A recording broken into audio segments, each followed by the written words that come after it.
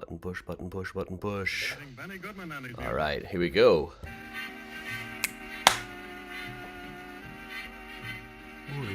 Ba-da-bum. I see Miles is sitting up there. Morning, Chris. Welcome home.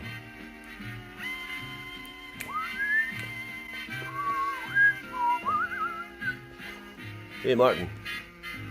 Morning, Nancy. Hey, Timothy. Hey, Keely. Hey, Emily. Hey, Dina. You're like 9 different windows at once.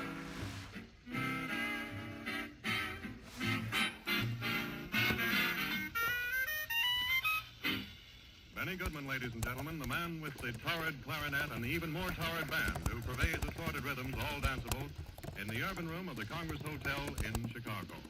And first of all, one of Irving Berlin's greatest hits, Blue Skies.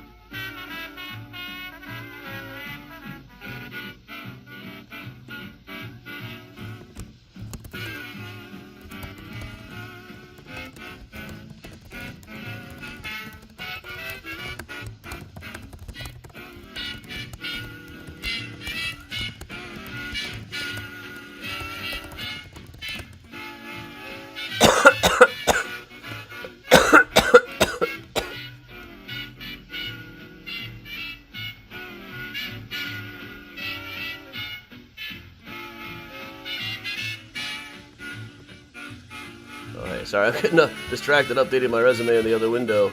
Hey, Laura. Hey, Octavio. Hey, Bob. Hey, Pamela. Hey, Gladys. Hey, Aviva. Hey, Karen. Hey, Lynn. Yeah, I've been tested.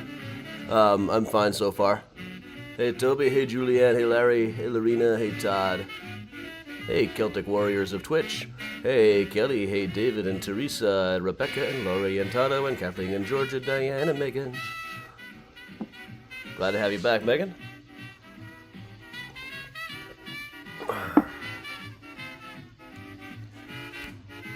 Hey, Heather. Yeah, I tested after I got home from New York, and I felt fine since. My allergies haven't even been that bad. Definitely did some resting yesterday.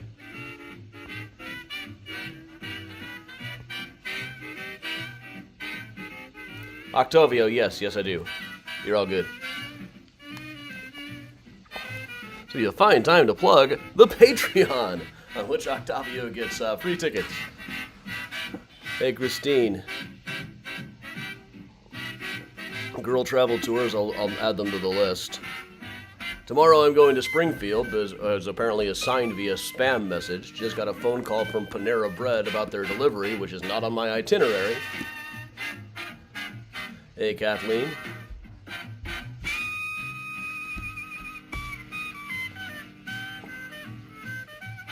Girl travel tours, I'll look that up, yeah.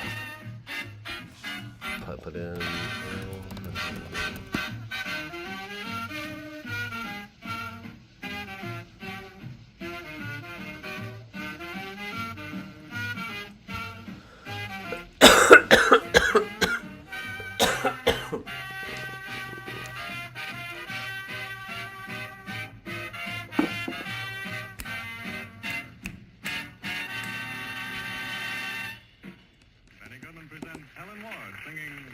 Morning, Monica.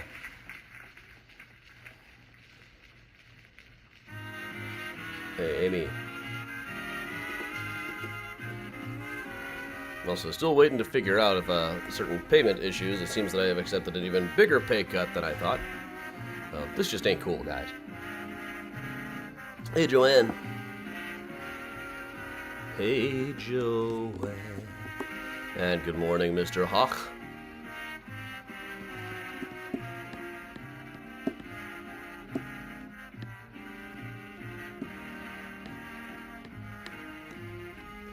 I'm very happy last week of school, indeed. I feel like this could be better. I'm kind of frozen looking dumb in a couple of these shots. Alright,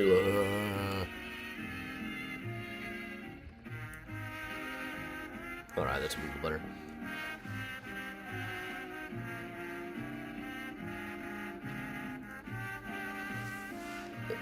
Hey, thanks, Adam. Hey, Karen.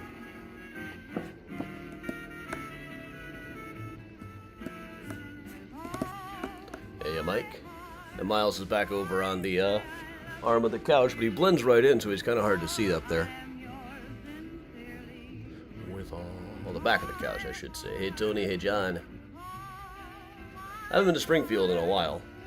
I did work for one little kid group in Springfield once, like 6 years ago, I think. Morning, Kathy in Oak Ridge. Hey, Carol.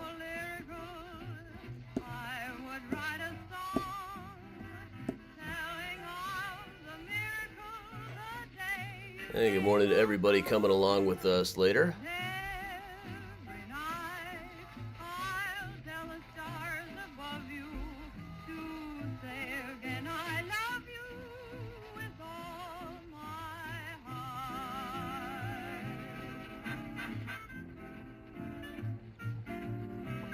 Susan, I could do that, but you know, I don't know much of the bus booking aspect of it and stuff.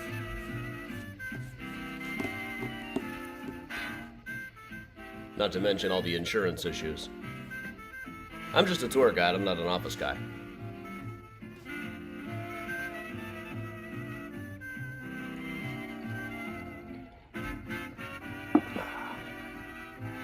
Good morning, hey Joanne. Hey everybody joining us this afternoon. I was intending to really brush up on this one and get it going, instead I'm putting out. Okay, just got an email. They still think the box order is coming from a place that closed 2 years ago. All right, then.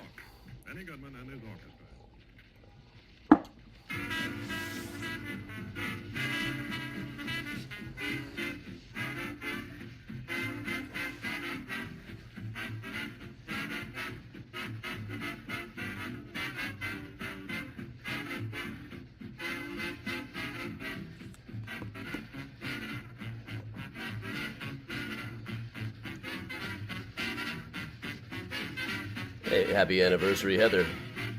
Morning, Lauren. Hey, everybody.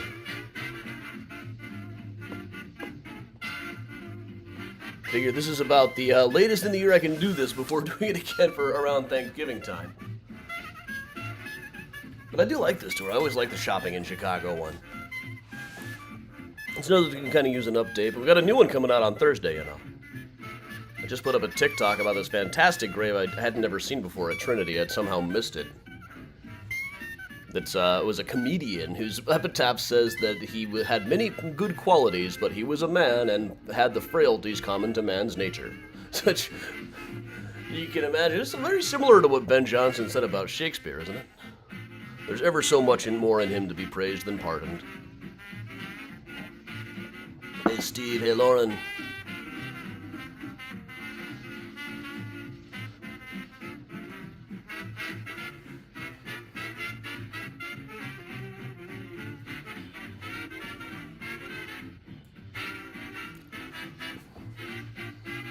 Hey, all around. Hey, Laura.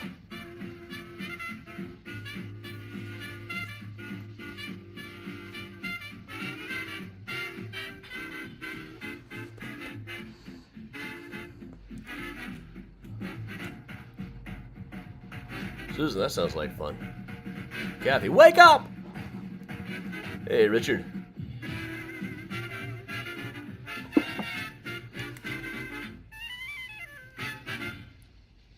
Oh, enjoy, Carrie. And they all loved it. They all loved those I think that's probably it. Great guy to have around, but could be a real pain when he thought about like it. Probably a drinker, probably a gambler, probably a carouser.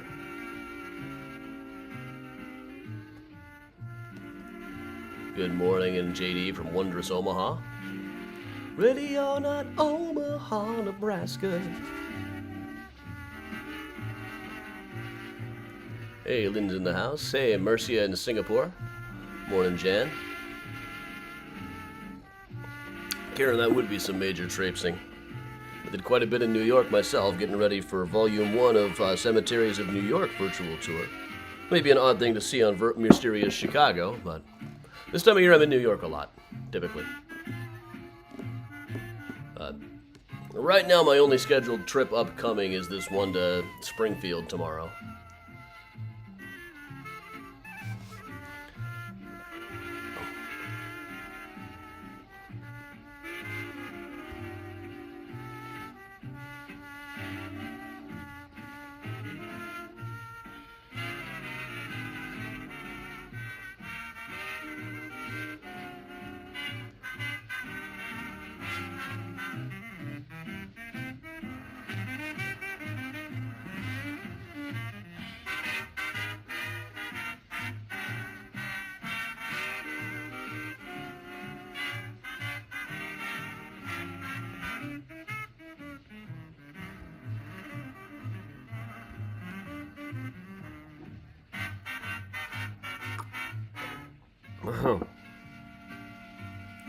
Morning, Eleanor.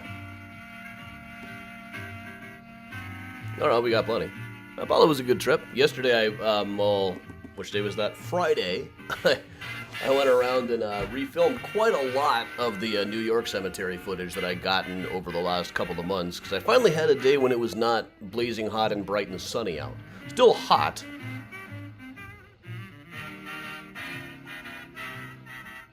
But much better for filming.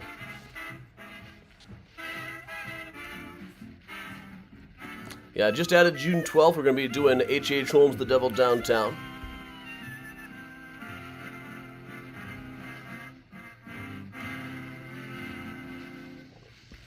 Music by Benny Goodman is being presented from the Joseph Urban Room of the Congress Hotel. All right. Downtown Chicago. That's about the point at which we generally leave Benny Goodman and pop back on to start working properly. So, welcome along, everybody. I'm Adam Seltzer for Mysterious Chicago Tours. I've been a tour guide and historian here in Chicago for going on 20 years now. I've got about a dozen Chicago history books out. I'm on the History Channel and the Travel Channel all the time, so I am incredibly famous. You should definitely pay attention to me.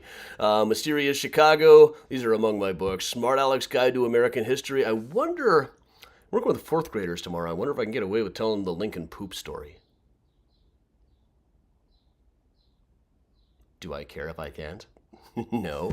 Okay, H.H. Holmes, The True History of the White City Devil, Flickering Empire, Murder Maps USA, brand new from Thames and Hudson, and coming in just over 2 months, Graceland Cemetery, Chicago Stories, Symbols, and Secrets.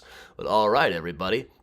So today we're doing one of the ones that I put together for the first Black Friday of the pandemic that I always thought that it turned out to be a much more interesting topic than I personally would have thought. The history of shopping in Chicago. You know, the history of shopping is History of shopping is tied in with the history of world events. It's tied in with the rise of social change. It's tied in with the growth of the country. Everything kind of boils down to shopping. Oh, and I just got an email saying that, yes, I am getting a pay cut. Oh, fantastic. But all right, so what we're going to do is we're going to start really with the earliest days of Chicago. And, of course, even then, there wasn't a whole lot of places to shop, but it was all tied in with our history. So this is Chicago in the days of old Fort Dearborn. You can see the fort up there on the hill. That would be right about where the London Guarantee building is now. I thought I had that video here. It looks like it's missing. Right about there on Michigan and Wacker, that general vicinity. So what you're seeing here is the river sailing out to about where Navy Pier would eventually be. And over on the side, you've got Jean-Baptiste Pont-du-Sable's old cabin, eventually occupied by John Kinsey. Here's a bit of a better view of the cabin. Very nice landscaping, according to this drawing. Getting those 4 trees lined up right like that. That's not bad. Now, John Kinsey was one of the first non-native settlers who lived here. One of the first. He's been occasionally advertised as the first or the founder of the city, none of which is exactly accurate. He was an interesting guy in any case. Generally regarded as kind of a villain, especially after more documents came up, and we really don't know what he looks like. If you look him up online, you'll see a lot of these drawings and stuff, but really they're drawings of his son, John H. Kinsey. There is, apparently I am missing this image here too. No, I definitely unmissed that one. Hang on. We'll put it up. Now, there is, though, there were some people who said that he looked a lot like this one British politician.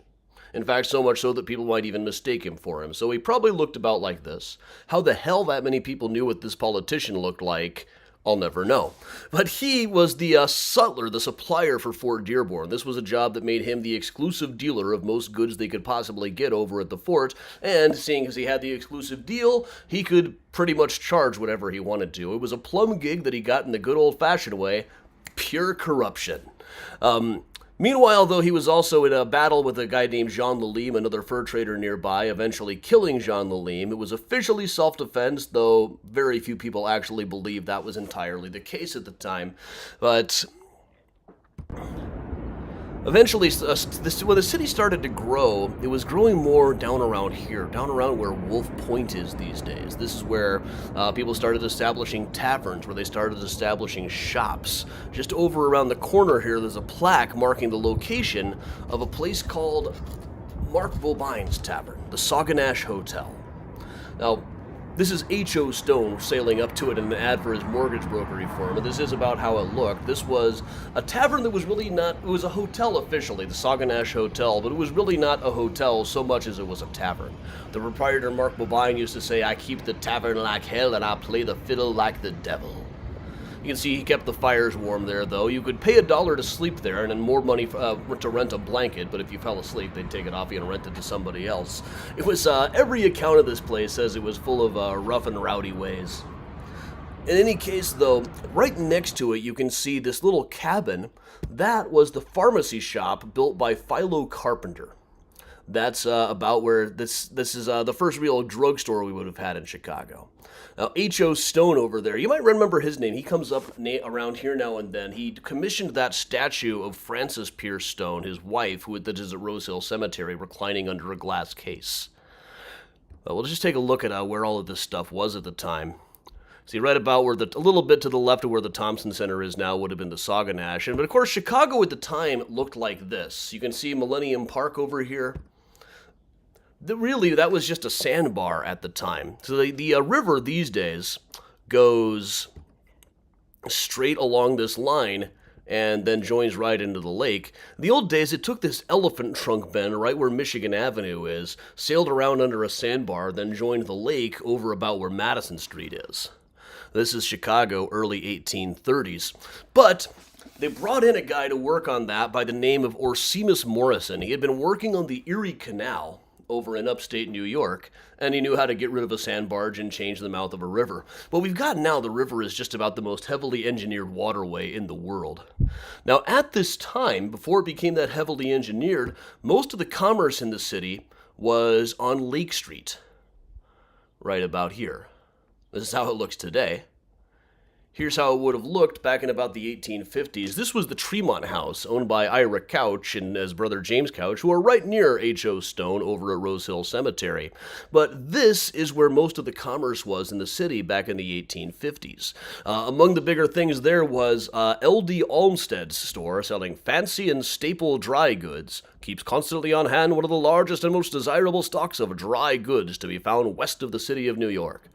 That's great, because I'm always looking for some dry goods. And then I especially love this one at T.B. Carter's store. Shawls! Shawls! Among the many desirable goods now offered by T.B. Carter is a large choice of shawls near every style and kind, comprising brooch, long and square shawls, white, blue, and green shawls, drab shawls, crimson shawls, plain cashmere's, blue, green, drab, black, printed cashmere, suitable for present.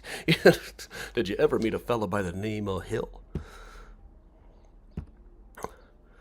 But here's a little bit of a review of T.B. Carter's store. When they were trying to sell fans, This is a fascinating description of what fans were. To raise the wind. There are various ways of doing this, but a good one during the 94-ish sort of weather I've had hereabouts from the 13th to the 15th of June is to go to T.B. Carter's, 118 Lake Street, and buy a 3-cent palm leaf fan and commence vibrating it to and fro. A very respectable breeze can be got up on this way on short ice. I think that means short notice. It is not everybody who keeps these 3-cent fans. Being in Troy, New York last year in some of the meltingest kind of weather, we tried to get one and couldn't. This is kind of an early form of something that advertising agents would really figure out later in the 19th century and especially throughout the 20th century: fear. Making people afraid of what might happen if they don't have this product. It's a very common technique. It's been number one for a really long time. They all laughed when I sat down to play, but luckily I knew how to play this piano because I had taken this course. Incidentally, T.B. Carter is now hanging out at Graceland Cemetery. There's a couple of mayors in this plot, too. And at this time, only a small handful of the stores were going in on what is now State Street. But right about here where Dick Blick Art Materials is now was one of our earlier ones. The first one we know of that was made by owned by a woman, Mrs. Cabaret's. Mrs. Cabaret's at the corner of State and Monroe, ladies' trimming and fancying store. She's the first woman merchant known to have operated in Chicago. This ad is pretty much what we know about her, honestly. I couldn't find a whole lot else about this. Mrs. Cabaret, having a large stock of goods, would respectfully solicit a share of patronage. That's what I'm going to say about my Patreon, too. I respectfully solicit a share of your patronage. But there's this terrific ad from around this same time period for invisible ventilating heads of hair. It's a wig ad. But I just think this is absolutely fantastic. It gets a little bit better down here. Found this in the same ad as where the Lady Cabaret's was. Lady furnishing their own hair or that of deceased friends or relatives can have it made into any of the following articles of an endless variety of beautiful and substantial patterns which can be seen at the subscribers' rooms. Bracelets, armlets, negligés, finger rings, eardrops, crosses, ladies' and gents' neck chains, watch guards, flowers, wreaths, etc. Let's just say that again really quick. They were offering to make negligés out of your dead friend's hair. Imagine the possibilities here. It's like, so honey, you know how you always said that my friend Rebecca was pretty? Guess what I'm wearing tonight? You could have really messed with guys like Johann Hawk with stuff like that, you know. What can we really say other than the fact that Victorians were a strange bunch of people? But at the time, dry goods stores tended to look like this. It was mostly the stock was all behind the counter. You had to go in and say what you were looking for. They'd bring it down and you'd haggle over the price. And then in the back, you would have the whiskey barrel, where all the farmers would hang around, get drunk, play cards. These were like the Sauganash Hotel, only slightly less dens of rough and rowdy ways. But meanwhile, there was a young merchant by the name of Potter Palmer operating in upstate New York. Here's how he looked at the time, looking like he's about to tell you that it's sinful to play cards on Sunday. But he was working from a young, kind of a Puritan family, and they had some interesting ideas about not haggling over prices, only set prices. He had the idea that maybe we could offer unlimited returns on goods. But he was operating out of Lockport, New York, which was an Erie Canal town. It was now becoming a quarry town now that the Erie Canal was built, and one day, while Potter Palmer was thinking, maybe it's time I broke out of this place where I've been clerking and go to New York, he saw an order that had come in for quarry for a new courthouse for the city of Chicago. And the order was just absolutely huge, so he immediately hurried off to see what this Chicago place was all about and realized, in New York, everybody is already established. They've had generational wealth is completely established. All of the big merchants are already established. This Chicago place is growing faster than anybody realizes. According to the stats on Lake Street, there was the Street of Merchants that had about one merchant for every 92 people. So imagine, if you live in like an average-sized suburb of 20,000 people, that means you'd have about 200 stores. So he decided, no, this is the place for me. First, rented himself a room over at the Sherman House Hotel, right where the Thompson Center is now. Then went to rent some space on Lake Street from John High, who is now also hanging out at Graceland Cemetery. But then to kind of learn a bit more of the trade, he did go to New York, where he visited the Marble Palace of A.T. Stewart, which is still standing today. It's part of the Grave Robbing 101 walking tour over there. A.T. Stewart would eventually be grave robbed himself. And went around and saw things like the sewing room. In those days, they didn't have clothes right on the rack. You would see maybe an example, then you would get measured and have it made for you custom. Having things on the rack and in different sizes ready to go was still a couple of generations away at this point. Instead, they just had rows and rows worth of sewing rooms. And A.T. Stewart gave him a lot of advice. He said things like, never cheat a customer, even if you think you can get away with it. But he started operating on Lake Street. We'll move this back to the Lake Street picture. That's Lockport. So operating on Lake Street. In 1857, there was a massive fire that wiped out several buildings on Lake Street. This means that there was a lot more real estate suddenly coming open. You might have seen John Dickey's grave at Graceland Cemetery. A number of firefighters were killed. A lot of stock was destroyed, so they started having fire sales. And Potter Palmer decided he would use the opportunity to buy bigger premises. Here he is at the age of 35. He seems to have aged about 20 years in the 10 years since that last picture was taken. But by 1860, he had opened Potter Palmer & Co., which operated out of several buildings, still on Lake Street at the time.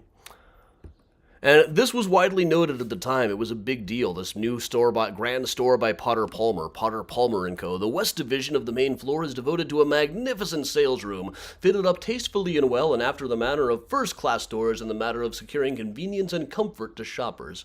Everything here, as elsewhere on the premises, is subject to the necessary and involatile rule of perfect system, as much to the convenience of patrons as to the advantage of all parties. Now, I might wonder, who is going to read this kind of thing and decide, oh, that's where I want to go? An inviolate rule of perfect system. Well, the thing is, though, Potter Palmer realized that changes were happening around the country. Changes were happening in society, including the early stirrings of the feminist movement. This is Elizabeth Cady Stanton. Now, she found that a lot of women were not really receptive yet to the idea that they should be property owners, that they should even have the right to vote, but she did find a lot more success telling people you should be the one in charge of the finances. If they expect you to do the cooking, you should be the one to go buy the cooking equipment, to buy the food, to buy the groceries. So not only was this starting to grow, the growth of women controlling the purse strings happening, he also noticed that women in Chicago didn't really have places to just hang out. Most of the dry goods stores were rough and rowdy guys hanging out by the whiskey barrel. They could go to soda fountains and stuff, but they weren't really expected to linger. So when Field opened up his own department store, he catered primarily to women shoppers, realizing that this was a rising thing. He did away with things like the whiskey barrel, and also came up with this idea that there could be free returns. He put this ad in the paper. Notice to country customers. At the time, he was still doing a lot of wholesale. I will send by express to customers in any part of the country promptly patterns of the different styles of dress goods, silks, shawls, cloaks, and embroideries, or any kind of dry goods, and essentially saying, if you don't like it, you can return it. This was something that really shocked people at the time. Everybody thought he was going to go absolutely broke, but it turned out to be absolutely magnificent for his sales. So this was a place where women could hang out unescorted, and he was very pointedly let them hang out as long as they wanted, even if they couldn't afford a single thing in the store, which many of them could not. He was catering to the highest class people he could. He knew that maybe eventually one day they would be able to, and they'd know right where they wanted to go. So here he is. Meanwhile, at the same time, in 1864, a few years after the approval company started, Marshall Field went into business.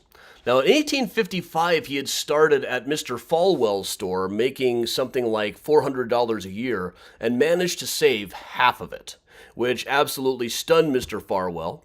He was doing things like traveling sales for Cooley, Farwell & Co. Then, eventually, in 1864, got the opportunity to buy in. So he initially went and talked to his buddies Cyrus and William McCormick, or William anyway. Cyrus was overseas fleeing abolitionists, and tried to get the money to raise to buy in as a partner in the store. William was all for it, but Cyrus, being in Europe, running away from abolitionists. This is one of the many reasons I just can't really stand Marshall Field. He hung around too much with people that I think were just awful. But he did manage to get the money together, bought in, and they became Farwell Field and Co. Cooley got out of business after a little while, but Field and Farwell just never really got along very well. Meanwhile, Potter Palmer had just been told by his doctor, maybe it's time that you quit. Potter himself had figured out early on in the 1860s, right after he opened, now is the time to buy cotton. He had bought lots and lots of materials right before the price skyrocketed during the Civil War, so he was making a handsome living. Right about early 1865, he decided he wanted to sell everything out, so he went to Mr. Field and said, I know you can't stand this Farwell guy. Why don't you start your own place and I'll just sell you mine? My doctor says I ought to get out of this. So he sold everything to Marshall Field right before the war ended and the price of cotton absolutely plummeted. It's fast thinking on his part. Eventually, Field accepted more loans from him. Potter made a fortune, and finding that he wasn't he wasn't really old enough to retire, finding his health was better than maybe he thought, he decided to work on rebuilding the city itself, buying up land. Now again, this arrow represents Lake Street, but he had this idea that with the river getting ever smellier as it got more and more crowded, eventually the trade was going to want to move away from Lake and start building on State Street instead. So he started buying up places all over and eventually leased Marshall Field his own site right here on State Street, right next to a tombstone carver. And Field started gradually growing on State Street. Meanwhile, a couple of blocks down, Potter started building his famous hotel, the Palmer House, which he's much better known for now. But for a while, officially, it was still known as Field Palmer Later & Co. Here's an advertisement. When they started expanding beyond just having dresses and silks, they started having Yankee notions. Having determined to enlarge this branch of our business, we have been constantly adding to our stock and are prepared to exhibit to the trade a notion department with braids, bindings, ribbons, trimmings, necks and ties and buttons and bows, umbrellas, sun umbrellas, and small wares, all at the lowest prices. Then, of course, the whole place burned down. 1871, it had become, Marshall Field & Co. had become one of the most important merchant firms anywhere, though really, their store on State Street was not really their moneymaker. Most years, even for the next half century, that store was kind of a loss leader for them. Their money was all in the wholesale department. The big retail shop really just established it as a big name. This is something that companies still do. Like most of the stores on Michigan Avenue, most of like the Nike flagship store or their equivalents over on Fifth Avenue in Manhattan, most of these do not really make money. They're really just there to establish your brand. But after the fire burned down, people got right to work rebuilding Chicago. You can see this is William Kerfoot's real estate office. The sign on the left, all gone but wife, children, and energy. Field immediately bought up another location and announced that cash boys and work girls will be paid what is due them. These people made something in the range of $2 a week, but at least they kept the payroll going. And pretty quickly, they had built a new barn that served as a store for a little while until they could build themselves a proper one, and then suddenly had things like this massive jewelry department. But really, most of their stuff was in the warehouse site. The warehouse was over kind of by where the Sears Tower is now. I'm going to about mark the place of it right here. It's like a Sears Tower parking lot today.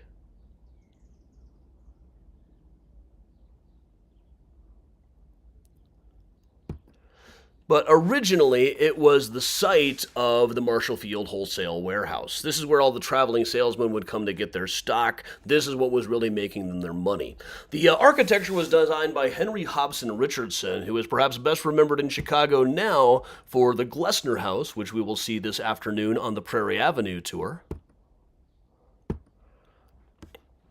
Potter himself is also over at Graceland Cemetery. So Marshall Field kept on growing and growing. This is the greatly expanded version that still stands on State Street, and we still call it Marshall Field's, even though it's been Macy's for a long time. A lot of old-time Chicagoans are very salty about that. I'm kind of not, because Marshall Field was such a jerk. But a lot of the innovations we now credit with them, like advances in window displays, advances in having the perfume counter right next to the front door to cover up the smell of horse poop that was all outside, having things like a lunch counter, making the department store really a destination, not just for shopping, but also for socializing. A lot of this is associated with Marshall Field, but some of it came from Potter Palmer, and others came from Henry Selfridge. Now, in the 1880s, Harry Selfridge, still a really young man, became the general manager at Marshall Field Store and came up with a lot of the new ideas, like having more telephones, having a bargain basement, which was a very new idea that's common at every single department store now, raising advertising by 500%, adding more light into the stores, adding the tea room in 1890. In 6 years, he managed to raise the profits of the store by 50%, and by 1900, they had expanded all the way back to all the way to Randolph Street from Washington. This is the Layson Yards goods store under the Harry Selfridge area. And Harry Selfridge was really just kind of an interesting guy, really an energetic go-getter, always had new ideas that he wanted to try out, had to drag Old Man Field into them just kicking and screaming. Eventually he would start a huge department store in England and write a book called The Romance of Commerce, which I do not wish on my enemies. He's also been the subject of a really interesting TV series for a while. Another shot of the Layson Yard goods. And having added the telephones, at the time you couldn't just call up the department, you would get the hello girls, as they were called, who would sit there saying, hello, hello, how may I direct your call, over and over. He's already seen the wash department. Now eventually they would add the Walnut Room, the famous lunch room. There's a shot of it with its Christmas tree in 1959. And a more recent shot, even with it now being the Macy's, they still have this.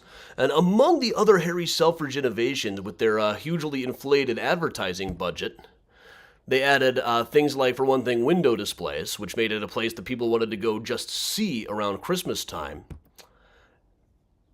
And advertising like things that are the lowest in Chicago, which is probably not quite the case. Initially, as of 1896, a lot of their ads were still really just text. But then by 1903, they were adding this new innovation, announcing how many shopping days were left until Christmas.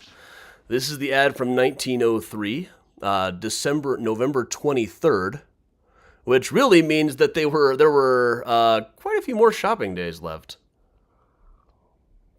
I guess they probably closed a few days before actual Christmas at the time, but Christmas goods were now on display, and the most impeccable stock in America. Let's see what some of they were selling. Alaska seal coats from $195. That, in today's money, you're looking at $6,000 or $7,000. Moleskin sets for $47.50. Fine furniture. You can actually see how much they'd expanded. It was just about a generation before this. Adding buttons and bows and braids was still really a new idea. And here they were just 2 years after that in 1905. Women's black broth coats, 4 models, $20.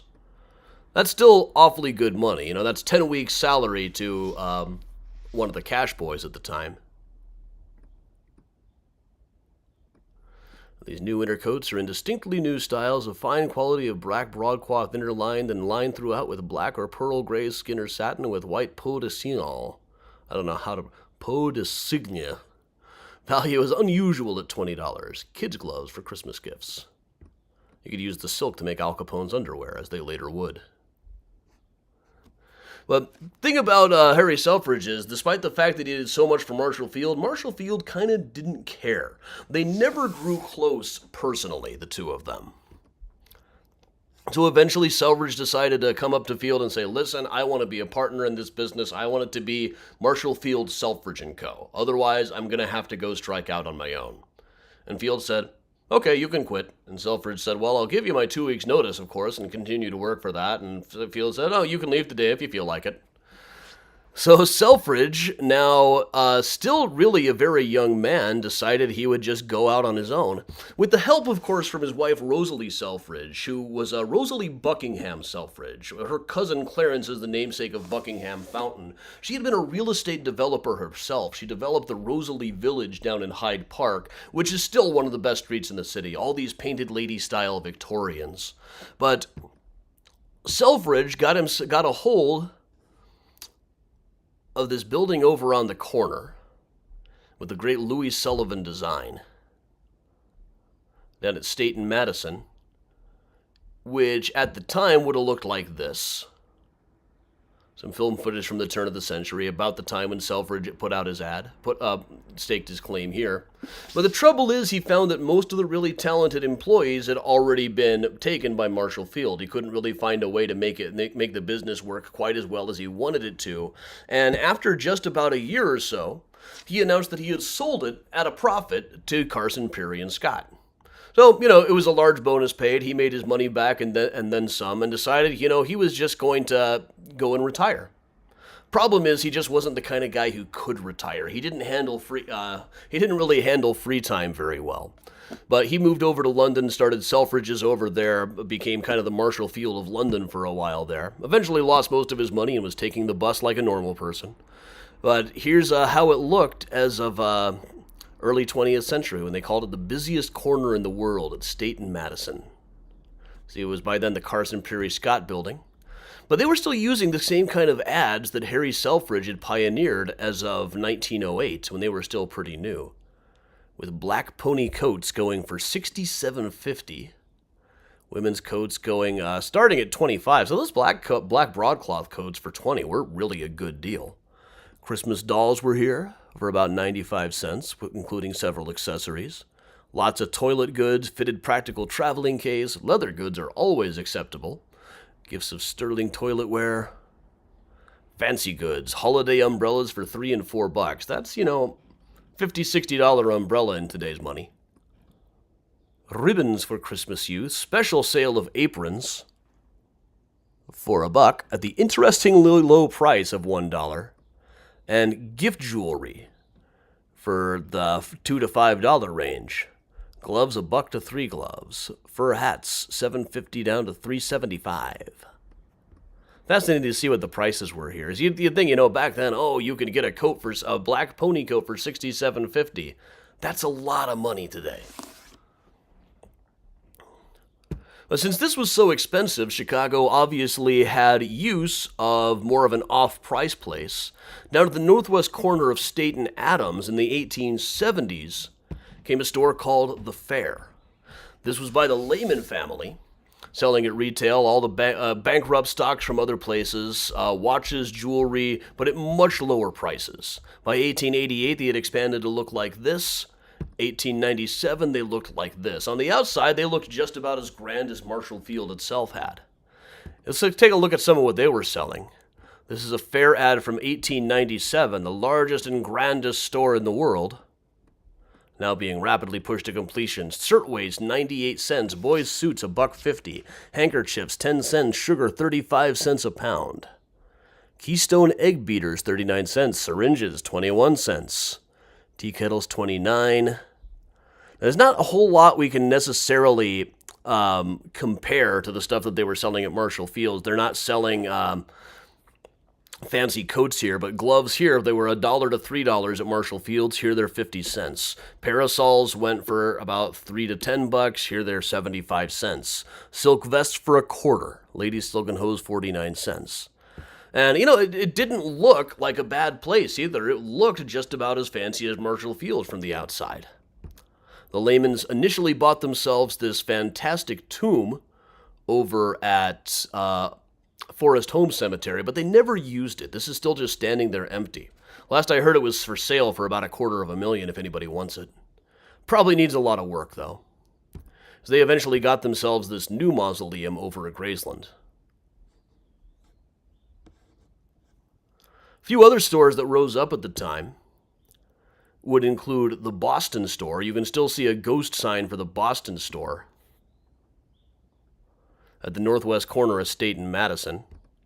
Currently looks like this, so you can see that would have been right across the street from Carson, Peary, Scott. There's some images of that. You can still see this sign still standing there.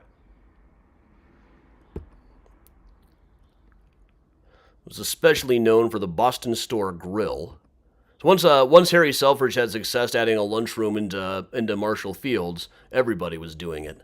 I remember I once had a school group that took a tour of Macy's. It was the business class, and they had a whole speech about how Marshall Field saw ladies gathering and having tea, and a light bulb went off over his head. I can categorically state that never happened. No light bulb ever went off over that old man's head. And he was an old man when he was 20. Let's check out some of their ad. Boston Stores, Christmas of 1935. Open clear till 9 o'clock till Christmas. Gift suggestions including perfume bottles for 98 cents, $42 perfume for only 20, a Woodbury men's set for 79 cents. I'm looking here, see if there's anything we can really compare to the 30 years ago prices.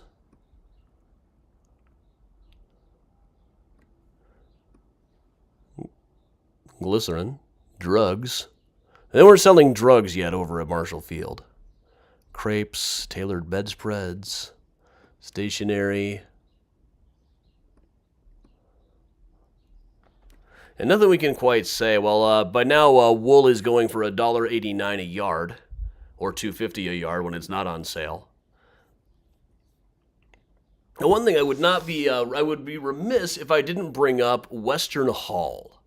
Over on Randolph Street, there was a frantic appeal in the 1860s to the citizens of Chicago. Why will you buy clothing of any other house when you can get better styles and finer goods at lower prices at Western Hall? These guys had more fun with the advertising than any other store of the era. They started employing a poet. If you have been paying too much for clothing, if you seek proof, call at Western Hall, Gents Furnishing Establishment. Or, ho, for the holidays, Christmas comes but once a year, a new business feature for Chicago, a handsome Christmas gift with every article sold during the Western Hall Clothing House. With every item sold? So what if I bought like a yard of wool, and then another yard of wool, and then another yard of wool? Or a whole bunch of buttons, one at a time. Well, eventually they started employing this poet, who I don't think was ever really identified. But he would write this, the Bard of Western Hall, Paradise Found. We'll just read the last verse. Then sat he down with all hope dead, until of Western Hall he read. 72 Randolph Street he sought, a suit of Dagnan's cut he bought, and hastening home again to try, read triumph in the nymph's bright eye. Joy, joy, he cried, my advice to all is buy your clothes at Western Hall. Recorded music at this point was still about 20, 30 years away. Having a jingle was still 50 or 60 years away. Best you could really do was have your own poem. And this was fairly successful. It was noted in the Chicago Daily Tribune that the Bard of Western Hall, whoever he may be, is reported as the recipient of a princely salary, could evidently leave the footprints in the sands of time in some other branch of literature. For all we know, he might have actually done so. I'd love to find out a little bit more about the Bard of Western Hall. It's one of those things I'll probably just have to get lucky in the microfilm room one of these days. But while they were having fun, once again reacting to world events and the growth of society impacting the growth of shopping, in April of 1865, Richmond was taken back from the Confederates towards the end of the Civil War, and they published my favorite ad ever. Richmond has fallen. And so have prices at Western Hall Clothing House, 72 Randolph Street, J.A. Smith & Co. Clothing for Merchant Tailors. This was copied in a number of newspapers after this. It was definitely a too soon situation. Now, mostly we're talking about the early days of shopping in Chicago and how it grew along with the city. I will skip ahead one little bit here into the late 1970s when they got the idea to stop having cars on State Street. The idea was that they would, in the 1970s, shopping was changing. People weren't going to downtown department stores anymore. They were going to malls in the suburbs, where a lot of the department stores set out claims as anchor stores. So the city decided to react to this by making State Street just a pedestrian mall, expanding the sidewalks, expanding the shopping, but still having the buses going, which didn't really help things, because walking around, it wasn't a nice, pleasant walk. You'd have diesel exhaust fumes from the buses all over the place. But it opened October 29th of 1979 to great fanfare. At the time, this is what State Street had been looking like before. It was mostly theaters that were kind of falling on hard times. The department stores were still there, but it wasn't necessarily in great shape. You can see the Chicago Theater at the time was showing Blackula. Well, that's cool. Love at First Bite. Oh, Love at First Bite was another film. It was a double feature, Love at First Bite and Blackula. Frankly, it would be kind of awesome if they were still showing that kind of stuff at the Chicago Theater. But they took it looking like this and tried to make it look like this. Looks very much like the kind of art you would see in a 1970s mall over here. And over there you can see the clock at Marshall Field. You've got the expanded sidewalks. You've got the well-built pedestrian entrances down to the subway. You've got a store directory. Problem is, it still smelled like diesel exhaust fumes. It still wasn't as safe as an actual pedestrian mall would have been. And it didn't really last very long. By the end of the 1980s, they were moving away from all of this, and now you can drive down State Street again. Let's just do a quick look at Graceland here. Here's Potter Palmer, who ended up being much better known for his hotel, the Palmer House. And of course, his wife Bertha was an even better business person than he was, doubling their estate by investing in real estate in Florida, and really even better with her art investments. And Field himself with a statue by Daniel Chester French. I just realized today when I was putting together, going over my notes for the Prairie Avenue tour this afternoon, his house on Prairie was designed by Richard Morris Hunt, the name that had been on my tip of my tongue. I just couldn't remember where else his name came up in Chicago, but it's been on me for a couple of days, because he's also the architect of the pedestal of the Statue of Liberty. Here he's got a statue by the same guy who did the statue of Abraham Lincoln for the Lincoln Memorial. Also, so he employed a lot of the big American architects in his day. But all right, that gets us to about 10:40. I want to hurry up and plug some of the upcoming stuff. Quite a bit coming up. Thursday night is a brand new virtual tour all about New York cemeteries. And I've got so much stuff on these. It's going to be New York Cemeteries Part 1. We have got footage and stories from Trinity Church, Trinity Cemetery, St. Paul's, Greenwood, New York Marble Cemetery, New York City Marble Cemetery. Stuff spread all over the city. Lots of incredible stories. I just added on TikTok my favorite one at Trinity, which is Adam Allen, comedian, who died in 1767, and whose epitaph just says, "He possessed many good qualities, but he was a man and had the frailties common to man's nature." So we have to fill in the rest of the blanks. Other than a couple of vital statistics and what plays he was in, we don't know a thing about this guy. And also partly because Adam Allen may very well have been a stage name. I mean, come on, that's got to be a stage name, right? Just realized my collar's been messed up this entire tour. But in person, there are still tickets available today for Prairie Avenue. Just go to adamchicago.com. That'll hit you up with all of the links. That's in just about 6 hours down at around 18th and Prairie. Now, should you need, also, we just announced the one next week will be H.H. Holmes' The Devil Downtown. That'll be an evening tour.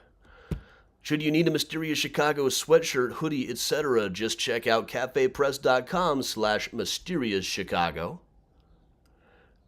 And with that, everybody, we will just hang out for a while as we always do. Let me put the Benny Goodman back on, put the thanks up here. If you enjoyed this, please hit me up on Venmo, PayPal, or join the Patreon, which covers a lot of this stuff in great detail. Sometimes post the original sources, post my H.H. Holmes stuff, or you can be like Octavio and get tickets for this afternoon's tour. With that, everybody, here's Benny Goodman again, and we will just hang out.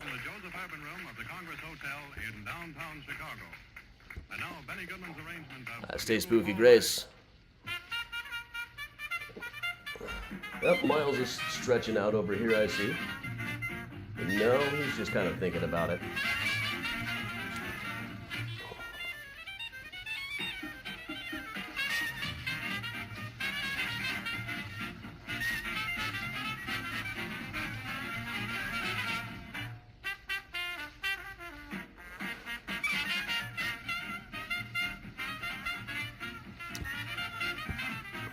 Yep.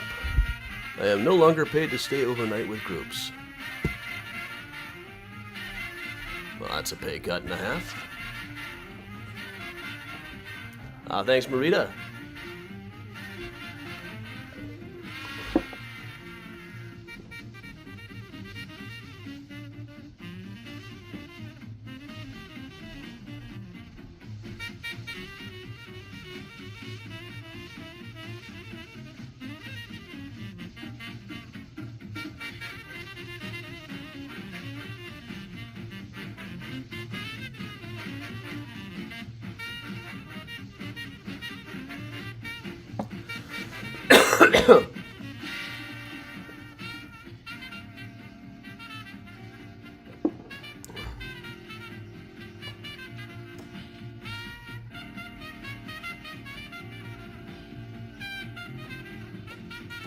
That Carol Springfield trip is only a few hours, really. It's just like a school day length tour. Yeah, Bob, they still cover my expenses. Or they better. Well, there is one company that just gives people a $250 stipend on which they are supposed to fly round trip and get a hotel plus transportation to and from the airports. It used to be, the general sense about the people working there is it used to be good, then the owners passed it on to their son, and nothing good comes of the rich people's son taking over the company, you know? Never.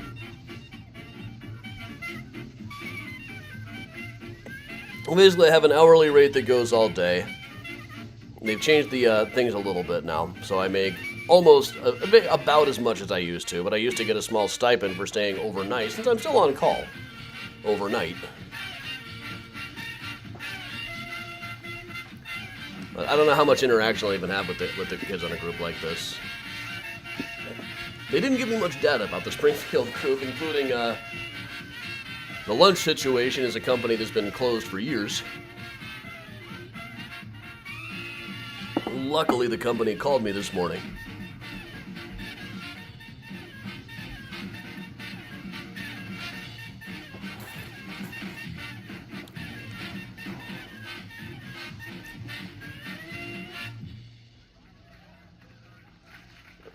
And that would put rhythm in the beat of a wooden Indian. That was the bugle call rag, Benny Goodman's own arrangement. Now, the popular tune, Thanks a Million.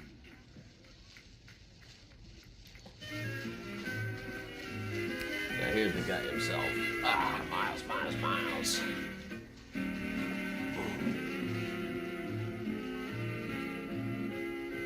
Well, I'm charging him mileage for this trip if I can figure out how.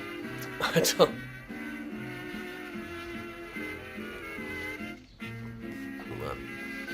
But yeah, this new company that bought up the old one just kind of wants to automate everything, cut costs everywhere.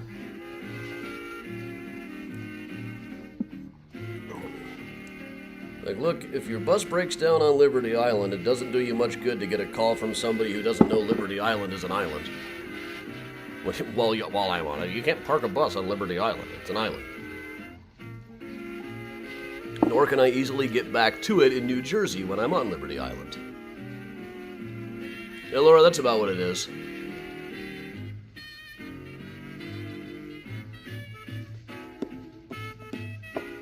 Well, you know, this is why I do most of my tours these days through my own company. I never screw myself over.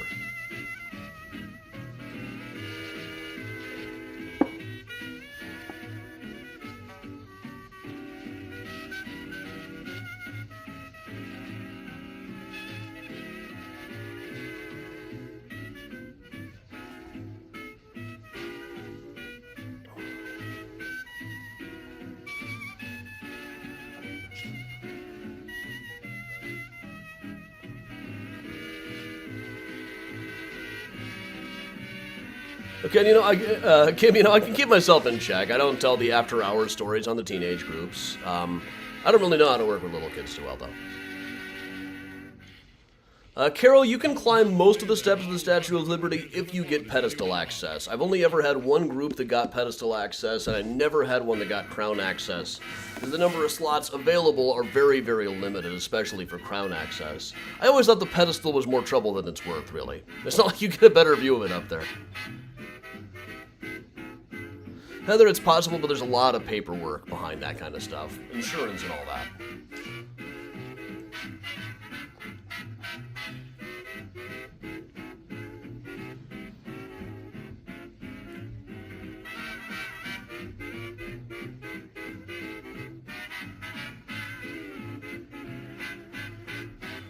Susan, there once was a popular poet. Read his ads and you would know it. He gave it his all for his boss, Western Hall, and now the Mysterians crow it. Wonder why he stopped. Maybe they cut his pay.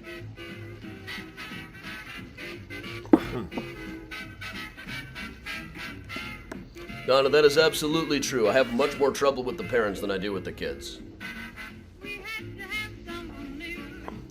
Kids generally all right. I have taken another group through Springfield. They were older. And we went to the old state capitol, the one they don't use anymore. It's just kind of a museum, and Governor Rauner was coming out of it. Like, well, I guess you can probably not pass a budget from either capital.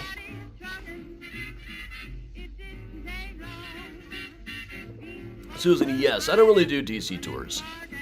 I feel like my job as a tour guide, more than anything else, is serving as an ambassador to the very concept of city living. And you don't get as much of that on DC as you do in New York or Chicago.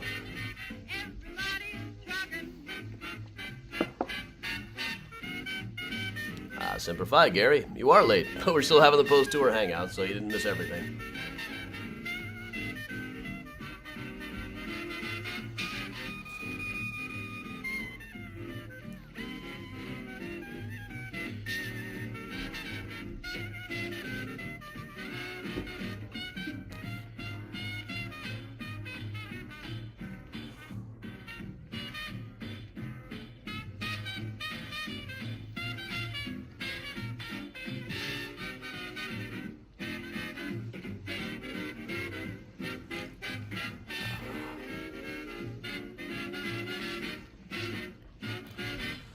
Laura, the June 12th one, we'll meet at the LaSalle Wacker building.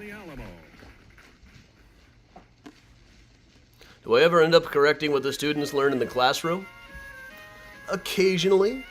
Very rarely have they done any classroom stuff about what we're talking about on the tour. But every now and then, yeah. Or anytime I've taken a Wendella tour.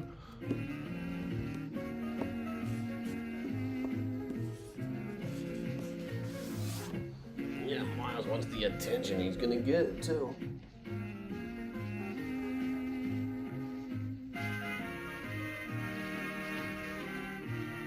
Purr.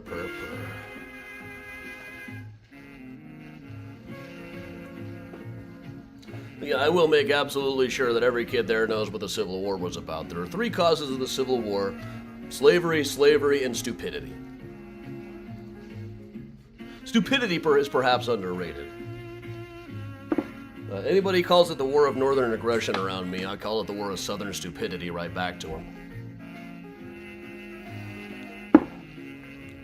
Step away for a diaper change. Well, keep at it, Chris. I know you can master it.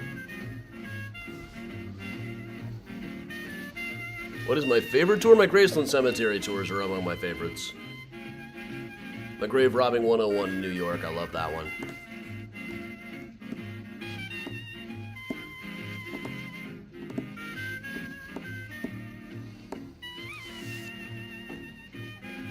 I mean, honestly, firing on Fort Sumter was about the stupidest thing a group of adults ever got together and did. If they had just let the fort be supplied, eventually people would have gotten tired of worrying about it. Eventually, they might have gotten the recognition from England and France that they wanted so badly. No, we wouldn't have started fighting until we eventually started fighting over new territories in a year or two.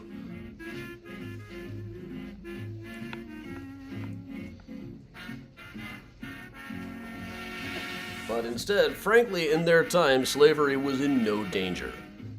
But they brought it to a hasty end all by themselves with that incredibly stupid move of firing on Fort Sumter. People who had been kind of skeptical on slavery or didn't like it but didn't think we could do anything about it became hardcore abolitionists like that when that happened.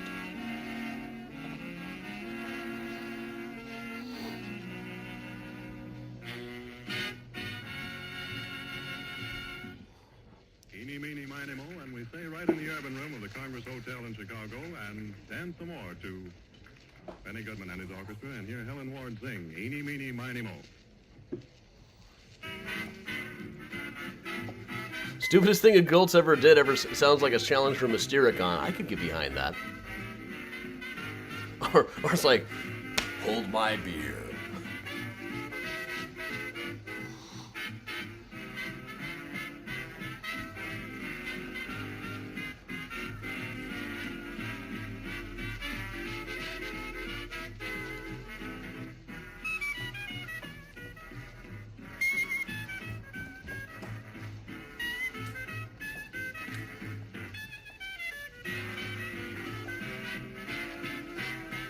Assuming that the skulls on the Fool Killer were real, I would say yes, taking your dog out on a homemade submarine in the 1850s was one of the dumber moves a guy could do. I wouldn't take you on a homemade submarine, Miles. Even though now that submarines are practical and possible to build.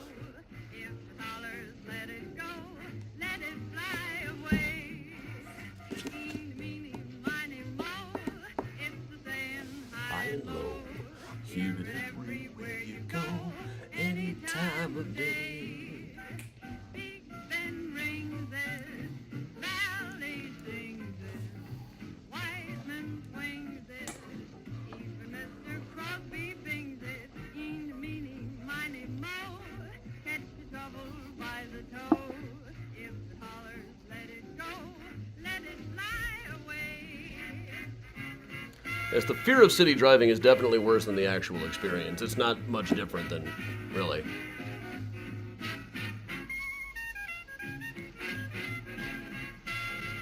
Oh yeah, I know there's a lot of people who build their own submarines nowadays, but now they exist. Before when it ever built one that worked, it was a little bit different. And anyway, even if it worked, why take a dog down? That dog's gonna have to poop. It's not like you can just let it out to poop. Carol, I was briefly on Whiskey and a Cookie. I logged in at the beginning because my flight had been delayed sufficiently.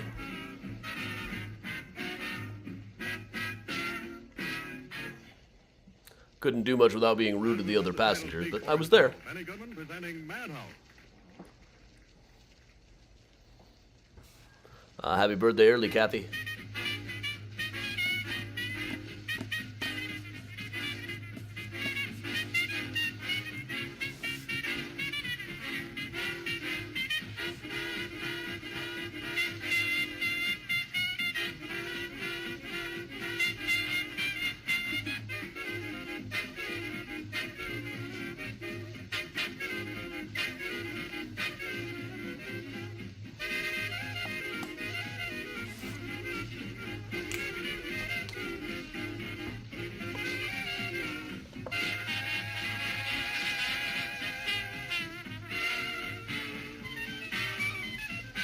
Oh, hey, before we move on to anywhere else, I want to make sure everybody must be doing all that they can to make sure Kate's Brother by Maisie Peters is the song of the summer.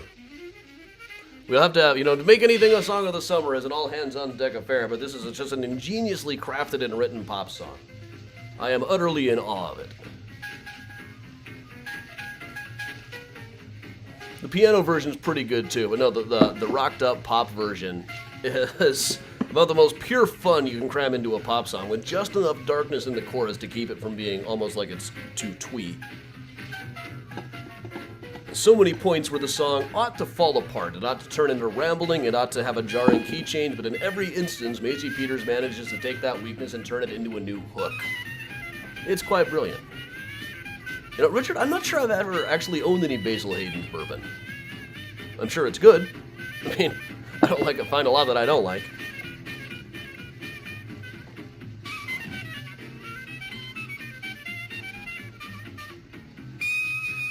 I haven't really had a drink all week. I don't drink when I'm on the road with the kids, obviously. There were a couple of nights I could have used one.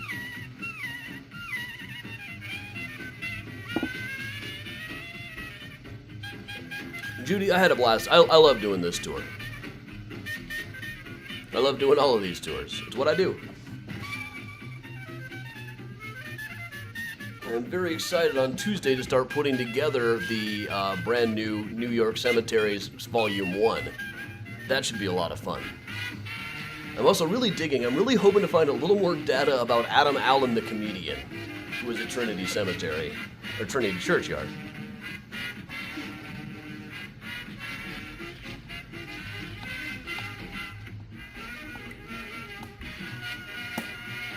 I'm not really sure yet where I'm going to be at 10 o'clock tomorrow, but hopefully within a few minutes of it, we'll still be able to get a morning mini tour going. Where is Priya? Let's go see if I can find Priya.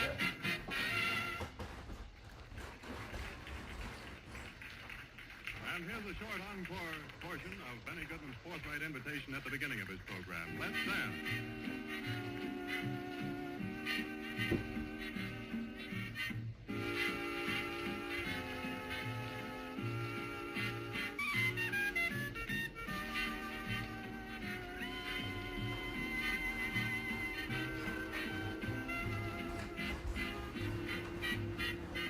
Here's Priya. She's not quite as fond as being held, but she's more cuddly overall. She's much more apt to get on your chest and curl up.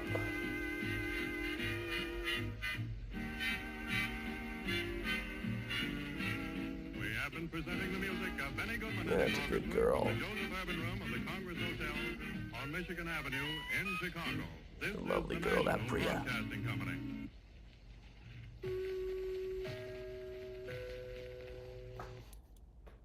Well, all right, everybody. Let me go put Priya back with Mommy.